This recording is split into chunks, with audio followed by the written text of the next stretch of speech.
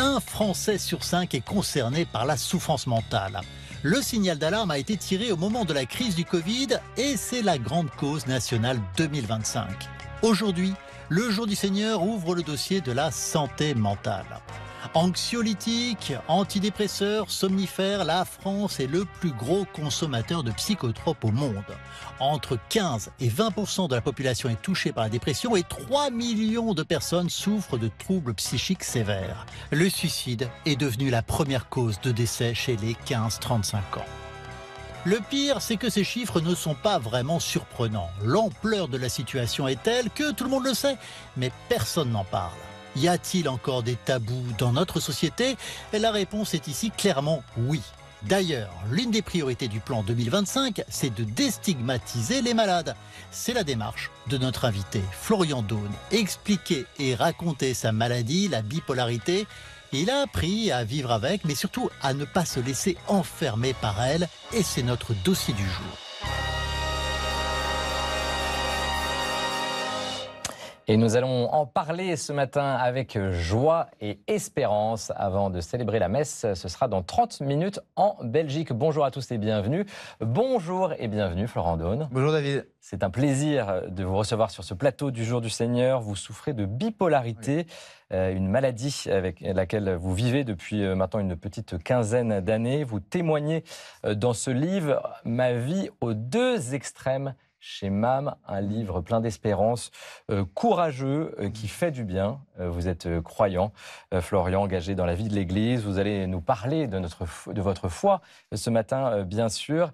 Mais d'abord, la bipolarité. On entend souvent ce mot sans savoir exactement ce que ça veut dire. Ouais. Concrètement, quelle est cette pathologie? Comment elle se manifeste? En fait, on pense souvent que la bipolarité, c'est être lunatique. On pense que c'est avoir des hauts et des bas, mais de façon assez légère. Et en fait, la bipolarité, c'est une maladie psychique grave, qui est la 6e cause d'invalidation selon l'OMS, et qui fait osciller la personne gravement malade dans des phases dépressives sévères et des phases de délire mystique parfois très puissantes. Donc on perd contact avec la réalité dans un sens, avec euphorie, et dans l'autre, on est vraiment au fond du trou. Exactement. Et en fait, il y a plusieurs types de bipolarité, type 1, type 2. Il y a des personnes gravement malades qui vont avoir des troubles dépressifs successifs sans crise maniaque ou hypomaniaque. D'autres qui vont faire plus de crises hypomaniaques ou maniaques. Et en fait, l'enjeu des psychiatres, des psychologues, des psychothérapeutes, c'est vraiment de canaliser la maladie et de faire en sorte que les médicaments puissent stopper net l'évolution de cette maladie qui est une maladie très grave. Vous, c'est votre cas, vous êtes ce qu'on appelle stabilisé depuis 5 ans maintenant. Ça fait 5 ans que je suis stabilisé. J'ai eu 8 ans d'errance diagnostique pendant laquelle je n'ai pas été diagnostiqué. Cette période a été très douloureuse pour moi parce qu'en fait, j'avais des crises dépressives très sévères et des crises hypomaniaques très puissantes aussi. Et le regard des autres, le regard que je portais sur moi, beaucoup de choses négatives en fait dans cette expérience de vie. Et j'ai trouvé un super psychiatre, une très bonne thérapeute qui ont fait alliance ensemble. C'est très important de faire une alliance thérapeutique entre les psychiatres et les psychothérapeutes qui puissent travailler ensemble. Et du coup, en fait, le diagnostic est tombé, les bons médicaments ont été prescrits. Et finalement, voilà, 5 ans que je suis heureux, marié, avec un enfant qui arrive en avril. Voilà, donc je suis béni de Dieu et très heureux de témoigner devant vous aujourd'hui. Et c'est vrai que vous êtes plein de joie, Florian. Je vous ai rencontré lors d'un salon du livre. Il y avait beaucoup de monde à votre stand parce que c'est une maladie qui concerne aussi beaucoup de personnes en France, même si on n'en parle pas assez. C'est encore tabou. Votre vie, vous pouvez dire qu'elle est presque normale aujourd'hui? J'ai une vie normale. En fait, je fais très attention. En fait, je me sens guéri. Parce que j'ai eu une rencontre avec le Seigneur assez puissante à 2 reprises qui m'a conforté dans le fait que je suis rétabli de cette maladie. Même si c'est une maladie incurable. Voilà. Et en fait, les médecins, et ils ont sûrement raison de le dire, parlent beaucoup d'incurabilité. Moi, je viens un peu dénoncer cette parole parce que je pense que face au Seigneur et à sa miséricorde et à sa toute-puissance amoureuse, on ne peut pas se permettre en tant que chrétien ou croyant de s'enfermer dans l'incurabilité d'une maladie. Moi, j'explique ça par le fait que aujourd'hui, je vois mon psychiatre, je prends tous les médicaments qu'il faut et je vois ma psychothérapeute quand bon me semble. Mais au-delà de ce chemin thérapeutique et médical, il y a vraiment une rencontre fidèle le dimanche et avec ma femme dans la prière qui, en fait, me pousse à témoigner des bienfaits finalement de ces ressources spirituelles qui, dans la maladie psychiatrique, viennent apaiser les cœurs et les esprits, quoi. Exactement, vous vous sentez apaisé intérieurement, c'est ça Complètement ce qui apaisé, est ouais. important ce matin. Et j'ai le sentiment aussi que cette maladie, vous n'en faites pas une identité, c'est-à-dire que vous n'êtes pas la maladie. Non, j'en fais pas une identité. Déjà, je pense qu'on guérit par la tête, mais aussi par le cœur. Moi, j'ai été rejoint par le cœur dans cette guérison. Et c'est une maladie assez identitaire parce qu'on pense souvent que les personnes atteintes de troubles psychiques, hein, schizophrénie, bipolarité, borderline, sont des gens instables. On parle beaucoup d'instabilité et on parle aussi de la dangerosité de ces personnes-là. Ce sont des gens dangereux. En fait, les personnes bipolaires sont absolument pas dangereuses. C'est des gens qui peuvent se mettre en danger pour elles-mêmes. Et si elles sont trop longtemps en danger pour elles-mêmes, alors elles peuvent répercuter sur les autres une forme de dangerosité. Mais il faut vraiment calmer les esprits là-dessus. Les maladies psychiques et les personnes qui sont malades psychiquement ne sont pas des personnes dangereuses. C'est important de le dire. Ne pas enfermer la personne dans la maladie psychique. Voilà. Ça, c'est important comme message. Et aussi important, au-delà de l'identité, ça génère des souffrances très puissantes. La souffrance est psychique, isole, et c'est là où l'identité peut arriver aussi quand on s'enferme dans son diagnostic. Et jusqu'à de possibles tentatives de suicide ou de suicide. Oui, tout à fait. Vous l'avez vécu, ça? Moi, je l'ai vécu parce que je suis parti en Inde chez les sœurs de Mère Teresa. On va voir une photo d'ailleurs. Ouais. Regardez, ça va vous parler. Ouais. Voilà, vous êtes parti chez les sœurs de Mère Teresa en tant que bénévole. Vous avez une vingtaine d'années Ouais. pour soigner, en tout cas pour accompagner les mourants en Inde. Qu'est-ce qui s'est passé là-bas? En fait, je suis parti un peu la fleur au fusil avec un ami qui m'a dit « Viens, on va faire du bénévolat ». Moi, j'avais 20 ans, j'avais une vie un peu dissolue, j'étais un étudiant heureux, mais je vivotais un peu dans ma vie et je pense que le Seigneur était là et que je ne l'avais pas forcément reconnu tout de suite. Et j'étais sans lui, en tout cas, dans mon esprit. Et je pars en Inde et là, je découvre des mouroirs de Mère Teresa qu'elle a créés pour les personnes intouchables qui n'ont pas accès aux hôpitaux. Grande violence. Grande violence psychique, visuelle et spirituelle. Et j'ai soigné, pensé, massé des personnes en fin de vie qui avaient des corps calcinés parfois et vraiment qui étaient figés dans la crucifixion. Et ce qui s'est passé, c'est que quand je suis rentré à Paris, j'ai fait une dépression sévère, très puissante. J'avais l'impression d'avoir vécu un songe en Inde, de n'être jamais parti en Inde. Tout ça était un miroir d'une triste réalité. Et quand je suis tombé en dépression, j'ai eu des envies suicidaires absolument effroyables. Et voilà, c'est important de dire aujourd'hui qu'il y a 9000 suicides par an en France et 200 000 tentatives. Et que sur ces 9000 suicides, il y a quasiment 2000 personnes qui sont atteintes de bipolarité. Ouais, c'est la cause. Donc c'est juste... et au cours d'une vie, un bipolaire a 20% de chances de mourir par suicide. C'est important à rappeler, on n'a pas conscience de ce chiffre parce que justement c'est peut-être encore tabou. Peut-être, vous nous avez parlé de cette crise dépressive dans le fond du fond. Vous avez aussi des délires, Ouais. parfois associés d'ailleurs à une idée de Dieu, notamment au JMJ à Ouais. Madrid. Qu'est-ce qui s'est passé? Ouais. En fait, je suis parti avec une paroisse parisienne et plusieurs amis. Enfin, on était 200, tous n'étaient pas mes amis, mais on était 200 dans la paroisse à partir. On dormait dans un grand gymnase et en fait, j'ai pas dormi pendant quasiment 10 jours. 10 jours. Après les JMJ, je suis resté 4 jours sur place et pendant ces 4 jours, j'ai pas trouvé le sommeil. Et en fait, j'allais voir les prêtres et je leur disais que j'étais appelé par Benoît XVI à témoigner et à dire que j'étais le Sauveur, le Christ. Et on m'a évidemment demandé d'aller me recoucher. J'allais parler aux gens pour les réveiller en leur disant qu'il fallait sauver le monde et la planète. Voilà, c'est un peu, comment dire, c'est un peu vertigineux quand on entend ça, un peu Mais même pour vous, effroyable quand on le vit. quand vous Voilà. le racontez, Ouais. j'imagine, avec le recul. En fait, avec le recul, la difficulté, c'est le regard que les autres posent sur vous quand on a ensuite des soirées, des dîners, des apéros avec ces personnes avec lesquelles je suis parti, qui peuvent poser un regard un peu voilà, distant et qui se disent « mais lui, il a quand même bien déconné à Madrid ». Et en fait, oui, Vous avez déconné, mais vous étiez malade, en fait. J'étais malade. Voilà. En fait, c'était une maladie. Ouais. Et c'était pas volontaire de ma part. Donc voilà, j'ai eu d'autres crises derrière maniaques, mais Voilà, mais c'était pour donner un exemple pour qu'on Ouais. comprenne ce que vous avez pu vivre Ouais. et quelle souffrance ça a pu être dans votre vie. Peut-être une citation, on va se plonger dans Saint-Augustin, je crois que ça va vous parler. Ça va parler aussi de votre guérison. Tu étais au-dedans de moi et j'étais moi, en dehors de moi-même, et c'est au-dehors que je te cherchais. Voilà un extrait des Confessions de saint Augustin. Comment ça vous parle, cette phrase, dans une perspective où ça va mieux, en tout cas dans votre vie? Comme je disais tout à l'heure, j'ai eu une vie un peu dissolue où j'étais dans la mondanité, dans la rencontre, dans la fête, dans un excès de vie où je cherchais finalement complètement en dehors de moi-même. À vous fuir. C'était une fuite. En fait, c'était une fuite personnelle très forte. Je buvais beaucoup et je me disais, mais en fait, comment avoir une vie paisible à l'image de celle de mes amis, alors que je suis complètement dans l'excitation, dans la démesure, dans l'excès, dans beaucoup, beaucoup de domaines. Et en fait, après mon voyage en Inde et après cette séquence à Madrid, je suis parti à Lourdes et j'ai confessé là-bas une faute que j'avais commise en Inde qui me pesait beaucoup sur les épaules, un fardeau. Et ce fardeau, il a été teinté de l'amour du Seigneur. Et j'ai vécu sa miséricorde dans une réconciliation intérieure très profonde.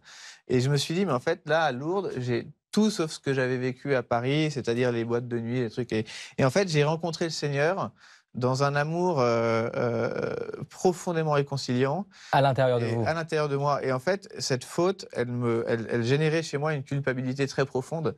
Donc le Seigneur a terrassé cette culpabilité et en surcroît m'a donné un amour via sa rencontre absolue, quoi. Et l'apaisement est venu de l'intérieur. C'est ça que je trouve intéressant aussi dans votre parcours. Ouais. C'est à la fois votre chemin de vie et votre chemin de foi. C'est les deux en même temps. Ouais. Ouais, l'apaisement est venu de l'intérieur. Et en fait, je suis rentré au noviciat après cette conversion parce que j'avais un désir absolu de devenir prêtre et religieux. Et j'ai passé 1 an et demi dans cet institut jésuite pendant cette période où j'étais très heureux, très apaisé et en confiance. Et une autre crise dépressive, malheureusement, pendant une retraite de 30 jours en silence a eu lieu. Et en fait, je suis sorti du noviciat et je me suis dit, mais qu'est-ce que je vais faire de ma vie ? Et en discutant avec mon père spirituel, j'ai compris que le Seigneur, il m'appelait à la conversion et à l'amour, et avant de m'appeler à une vie religieuse ou une vie dans le mariage. Et voilà, aujourd'hui marié, je sais que ma vocation est celle-ci, et parce que j'en suis très heureux et les fruits sont nombreux, quoi. Et aujourd'hui, votre foi, elle est dans la réalité. C'est important à dire ce matin, je crois. C'est-à-dire elle a pu être Dieu, ça a pu être une idée mystico-gazeuse qui vous a emporté dans des délires. Mais aujourd'hui, votre foi, elle est ancrée dans le réel. La foi, elle est ancrée dans le réel parce que je suis beaucoup plus dans l'humilité, je suis beaucoup plus dans le service, je suis beaucoup plus dans mon métier auprès des personnes gravement malades en soins palliatifs. Je me sens à ma place. Tout est ajusté. En fait, je vis l'extraordinaire dans l'ordinaire. Ouais, donc, en fait, j'ai une vie très ordinaire. Je veux dire, il y a 663 000 naissances en France. On va avoir un enfant avec ma femme, c'est fabuleux, mais ça reste quelque chose d'extraordinaire dans l'ordinaire.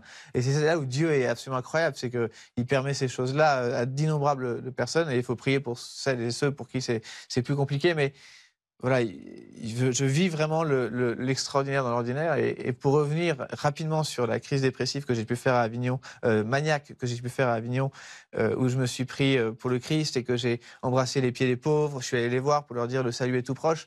Je les ai emmenés dans des supermarchés pour leur dire venez, prenez ce que vous voulez et autres.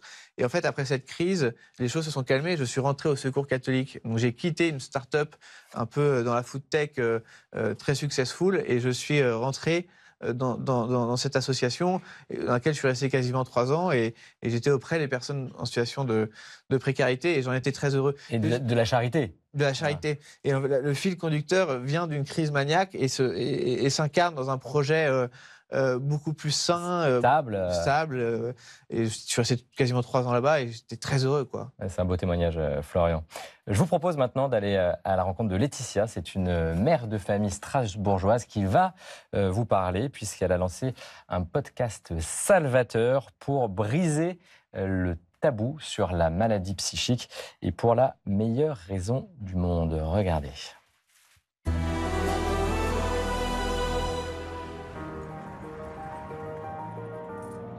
Je m'appelle Laetitia, je vis à Strasbourg, je suis journaliste, j'ai 50 ans. Je suis maman de 4 enfants et il y a un peu plus de 4 ans, une maladie psychique qui s'appelle la schizophrénie s'est déclenchée pour mon fils aîné, Cyprien.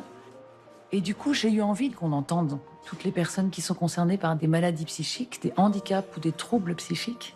Et donc, j'ai commencé à travailler sur ce projet de podcast que j'ai appelé Gueule cachée. Voilà, bien sûr, ça fait référence à Gueule cassée et au drame d'une guerre, hein, parce que je crois qu'il y a un combat à mener. Salut Laurent. Bonjour Laetitia. Ça va? Ça va? Aujourd'hui, je rencontre Laurent qui a une schizophrénie. Tout ce qu'il en a appris, il en a fait un savoir qu'il essaye de transmettre. Merci Laurent de prêter ta voix pour ce récit, la suite de ce récit des gueules cachées. Décider d'offrir cette parole, c'est restaurer un lien. Je trouve que ça, Et donc c'est rompre d'une certaine façon le cercle de la solitude. J'assume totalement le fait que je dise, oui, j'ai un problème de schizophrénie, et alors, c'est une maladie qui souffre de beaucoup de représentations négatives. Ce podcast, il a à mon sens une vertu qui était le premier objectif, c'est-à-dire déstigmatiser, faire entendre à d'autres humains ce que certains humains vivent. Dans sa vie et connaît. Ce que ça m'apporte, c'est une sorte d'ouverture de champ de vision. Et puis j'ai été proprement édifiée en fait par la vérité, la justesse et le courage de la parole de ceux qui ont accepté de se jeter à l'eau en fait.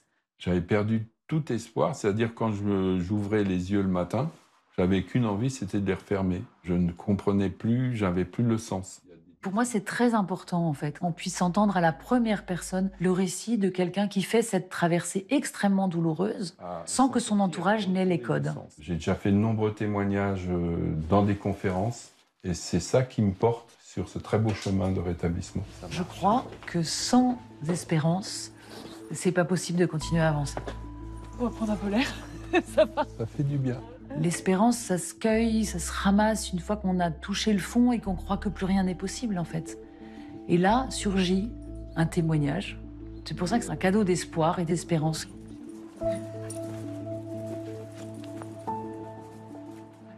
L'espérance, ça se cueille quand on croit que plus rien n'est possible. Nous dit Laetitia, comment vous réagissez à ce témoignage? Je trouve que c'est très juste. Je suis très touché par cette personne qui parle du fait de traverser une guerre, de vivre un combat. Je pense que c'est vraiment le mot. Il ne faut pas avoir peur de ça. Dire que la bipolarité est une maladie grave et la schizophrénie aussi. Ce sont des maladies graves qui se soignent et qui peuvent se soigner sur le long cours. Même si elles ne se guérissent pas, on le rappelle, voilà. D'un point de vue clinique en tout cas. D'un point de vue clinique, elles ne se guérissent pas. Et l'espérance, évidemment. Moi, je suis le premier témoin de ça. Et si je témoigne aujourd'hui, comme le dit cette personne, ça l'a sauvé, ça l'a touché, témoigné à la rencontre des autres. C'est sortir du déni de réalité. C'est vraiment, on est dans une action très concrète, très incarnée, de parler de soi, de sa maladie. Et je trouve que c'est un exercice d'humilité et évidemment un exercice d'espérance très puissant. Et vous parlez très bien de l'espérance dans votre livre. Regardez ce que vous en dites de cette espérance. Essentielle, j'ai la certitude d'être malade, mais j'ai la certitude encore plus grande que l'espérance ne me quittera pas. C'est elle qui m'éloigne du précipice. Elle est mon rempart. Cette espérance, c'est votre foi. C'est ma foi. Et en fait, je vais prendre un exemple concret pour pouvoir illustrer ce propos. C'est qu'avant, quand j'allais me confesser, j'allais en culpabilisant. C'est-à-dire que je disais, je culpabilise déjà avant d'être pardonné je ne le culpabiliserai pas après ça, mais je culpabilisais déjà à l'idée d'évoquer ce péché à ce prêtre. Et en fait, aujourd'hui, j'y vais dans la certitude d'être sauvé. Avant même d'être pardonné, je suis déjà sauvé. Et du coup, cette certitude, pour moi, c'est une espérance énorme pour Quelle confiance, ça donne une confiance pour la suite. Voilà, c'est une confiance extraordinaire. Et en fait, j'ai la petite voix dont Sainte Thérèse parle très bien. J'ai cette petite voix intérieure qui m'anime et qui me dit dans les moments importants de grande vulnérabilité où les choses essentielles se passent, à quel point l'espérance est merveilleuse et à quel point j'ai raison de me sentir sauvé, quoi. Et je pense qu'on doit être dans cette certitude absolue en permanence. Dans un contexte pas évident, dans l'éditorial d'Éric Payet, qui le rappelait, il y a un tabou aujourd'hui en France sur la santé mentale. C'est pour ça que c'est la grande cause nationale en 2025. Laetitia a parlé aussi de ce tabou. Comment vous le mesurez, vous, à l'échelle de votre vie, ce tabou-là? Est-ce que vous vous êtes déjà senti jugé, par exemple? Je me suis senti jugé après certains actes ou certaines paroles que j'ai pu avoir un peu désajustées, pas forcément dans les clous. Donc oui, j'ai vécu un peu de jugement ou des personnes ou des amis qui parfois m'ont tourné le dos parce qu'ils ne comprenaient pas ce que je vivais et que j'ai retrouvé après et qui m'ont demandé pardon en me disant bah, je m'excuse parce qu'en fait maintenant je comprends que tu étais malade. Et D'où l'importance de parler de ce que sont ces maladies. c'est essentiel. Moi j'ai une chance inouïe si vous voulez, c'est que j'ai une grande famille, j'ai beaucoup d'amis, je suis très entouré par des médecins compétents et autres. Donc en fait j'ai été extrêmement gâté dans mon malheur, malgré mes 5-6 hospitalisations, je suis sorti de tout ça et aujourd'hui tout va bien. Donc moi si je parle c'est évidemment pour casser ce tabou, pour faire en sorte que les gens qui commentent mes vidéos, mes interviews et autres puissent se dire bah, en fait je suis rejoint par la parole de cette personne. Et souvent en fait ça réconcilie les familles en fait parce que les vidéos sont données à l'un ou à l'autre en disant bah voilà ce que cette personne a vécu. Et donc je pense que témoigner, et il faut sortir de cette fausse humilité, on peut être fier de témoigner, on peut être fier d'aider les gens, et il faut être dans l'espérance pour toutes ces personnes qui sont isolées, seules, et qui ne sont pas aussi entourées que je n'ai pu l'être. Et le malade peut aussi devenir aidant, c'est votre cas. C'est-à-dire que Ouais. vous êtes un aidant aussi pour les personnes qui souffrent hein, de ces maladies psychiques. Alors, j'ai pas le rôle universitaire Oui. du père aidant, mais effectivement, je me considère comme étant aidant parce que à 3-4 reprises par semaine, j'ai des gens au téléphone, des personnes qui souffrent de maladies graves ou qui ont des proches qui souffrent de maladies graves psychiques. Et ces personnes-là, j'essaye de les orienter vers des psychiatres ou des thérapeutes que j'ai pu connaître ou que j'ai pu croiser et qui m'ont aidé.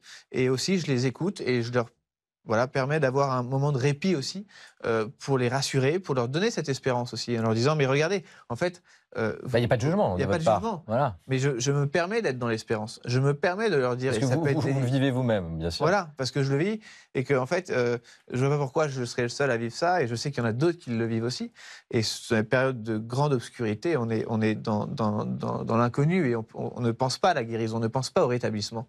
Et en fait, moi je sais qu'il y a quelques paroles qui m'ont aidé comme ça. Lesquelles Par exemple, j'ai un psychiatre qui m'a dit Florian, parce que j'étais très engagé dans l'associatif, mais avec une énergie débordante et dans des excès pas possibles. Et il me disait il faut être là pour, mais parmi les autres. Voilà, il faut que vous soyez là parmi les autres. Ça change tout, c'est hyper important. Une parole toute petite, mais qui a changé ma vie, en fait. Parce que j'ai compris que j'étais parmi mon entourage et dans la société. Et encore, c'est un retour à la réalité, Un retour à la réalité. avec les autres. Exactement. Bien que je puisse le penser par moments, je ne suis ni maudit, ni abandonné de Dieu. Nous demeurons libres, même pécheurs, même malades. C'est vous qui l'écrivez encore dans ce livre, Ma vie aux deux extrêmes. Ouais. Qu'est-ce que vous voulez nous dire par là? Quand on souffre d'une maladie psychique, on se sent parfois un peu possédé, on se sent un peu abandonné de toute espérance. On est parfois dans des crises de désespoir très profondes. Et le désespoir, c'est la première saveur de l'enfer. Quoi. Ouais, pas de Dieu, rien. Pas Néant. de Dieu, le néant. Et moi, je pense traverser des moments où j'ai dans mon cœur eu des paroles liées à l'enfer, liées à l'enfermement. Et en fait, quand j'ai trouvé des moments de réconciliation à travers des petites effusions de l'esprit ou des moments de communion lors de l'Eucharistie ou des petites pierres sur mon chemin, j'ai compris qu'en fait, voilà, la malédiction, elle est éphémère, quoi. Et c'est pour ça qu'aujourd'hui, Très important à écouter pour ceux qui souffrent, peut-être, qui nous regardent. Hein. Et moi, j'ai une conviction qui m'est chère et qui est assez profonde, c'est que je pense que le Christ a un pied en enfer pour le sauver. Moi, je pense très profondément que l'éternité de l'enfer n'est pas dans le plan de Dieu. Alors, c'est quelque chose de particulier, parce que nombreux sont les prêtres, les religieux qui me diront « Florian, tu n'es pas théologien et tu… » C'est votre conviction personnelle, Mais c'est ma conviction. votre croyance. Moi, je pense que si on doit prier pour ses ennemis, si on doit prier pour ceux qui souffrent, si on doit prier pour ceux qui nous font du mal, si on est appelé, en fait, à sortir de la négation et de rentrer dans la communion, je pense que on a tous cette vocation à sortir de l'enfer, quoi. Et moi, c'est une conviction très personnelle que j'évoque jamais, mais j'en parle aujourd'hui parce que je pense que c'est le plateau sur lequel en parler. Mais voilà, je pense que l'éternité en enfer n'est pas dans le projet de Dieu. En tout cas, c'est aussi ce que vous avez vécu, c'est votre expérience. Voilà. Merci pour ce témoignage lumineux, Florian. Vous restez avec nous. Ouais. L'émission se poursuit en culture avec Constance de Bonaventure, bien évidemment. Bonjour, Bonjour Constance. David, bonjour Florian. Bonjour, Bonjour, plaisir de vous retrouver ce matin. Vous nous parlez d'un livre, un essai sur une figure catholique méconnue et réhabilitée par la plume de Jean de Saint-Chéron. Oui, ce livre, c'est Malétroit. Alors, c'est la biographie romancée d'Yvonne Beauvais. Yvonne Beauvais, c'était une religieuse résistante qui a été torturée par la Gestapo pour avoir caché des Juifs et des maquisards et qui, après la guerre, a été décorée par le général de Gaulle en personne. Donc, ce livre retrace la vie d'Yvonne, qui deviendra Yvonne aimée de Jésus. Dès son plus jeune âge, Yvonne est extrêmement sensible à la souffrance des pauvres. Et après avoir du mal à faire accepter sa vocation à son entourage, elle va rejoindre le couvent des Augustines à Malétroit, donc d'où le titre du livre, en Bretagne. Et elle va consacrer toute sa vie aux autres. Après sa mort, son dossier de canonisation est étudié au Vatican. Il va être refermé en 1960 pour la raison suivante. Trop de miracles. En effet, dans ce récit, eh bien, on apprend qu'il y a eu beaucoup de mystères, stigmates du Christ, dons de bilocation, extase, etc. Mais dans cette enquête extrêmement bien écrite, l'auteur Jean de Saint-Chéron ne cherche pas forcément à nous prouver tout ça. Il nous emmène bien au-delà. Il se pose la question du surnaturel dans nos vies et il s'interroge aussi sur la place qu'on peut donner à l'inexplicable dans nos existences. Et c'est ça qui rend ce récit très profond.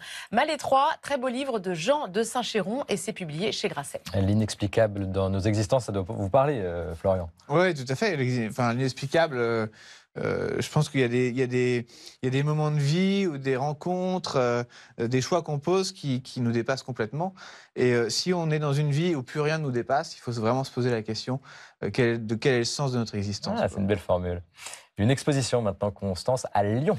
Oui, l'exposition Zurbarán réunit pour la première fois les chefs-d'œuvre de ce peintre espagnol du XVIIe siècle, notamment ces 3 tableaux qui représentent Saint François d'Assise mort. Alors le saint que vous voyez sur les tableaux apparaît tel que le pape Nicolas V l'aurait découvert dans la crypte de la basilique d'Assise, c'est-à-dire, vous le voyez, debout, les yeux ouverts, levés vers le ciel. Alors c'est des tableaux qui sont mondialement connus. Je vous rappelle qu'on est au XVIIe siècle, on est dans plein siècle d'or espagnol, une époque où on promeut la culture des saints et où les franciscains, l'ordre franciscain est très répandu, ce qui donnera encore plus de résonance à toute l'œuvre de Zurbarán. Mais ce que nous raconte cette expo, outre les sources de toute cette création, c'est que l'œuvre de Zurbarán a inspiré des générations d'artistes au 19e, au 20e et au 21e siècle. Regardez, on va regarder cette petite vidéo.